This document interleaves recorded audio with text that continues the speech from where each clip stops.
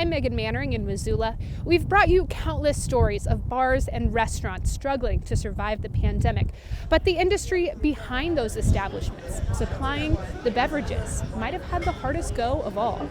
Behind the big game is the beer.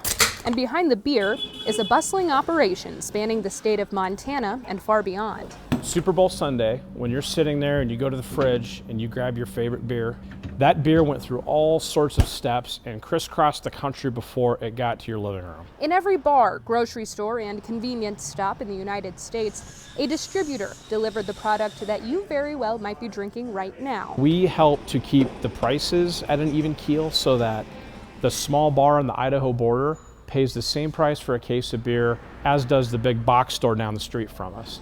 The distributor levels the playing field. Consider them the unsung heroes of the beverage biz. And distributing almost 25% of our state's beer and wine, servicing over 25,000 square miles in western Montana, is Summit Beverage, with facilities in Butte and Missoula. We have an awful lot of dirt to cover, and our mission is to make sure those shelves don't run dry. But those shelves did run dry.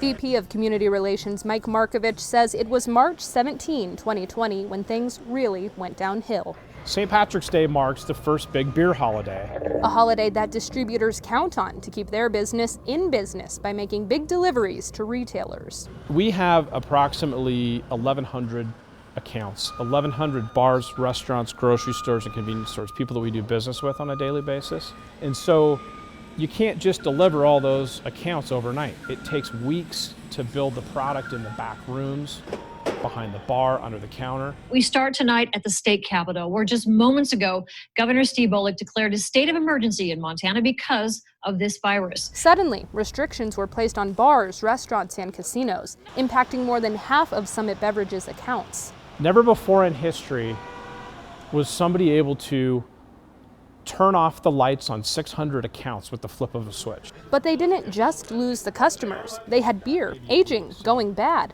Canned beer has a shelf life of 120 days.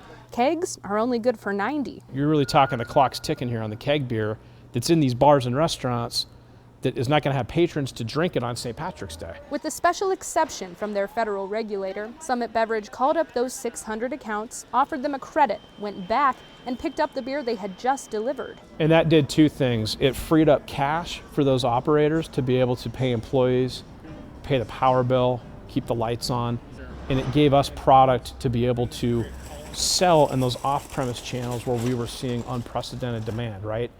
People weren't just hoarding toilet paper, they were hoarding beer too. The industry took a hit, then it took a turn, forcing distributors like Summit Beverage to reevaluate how they do practically everything.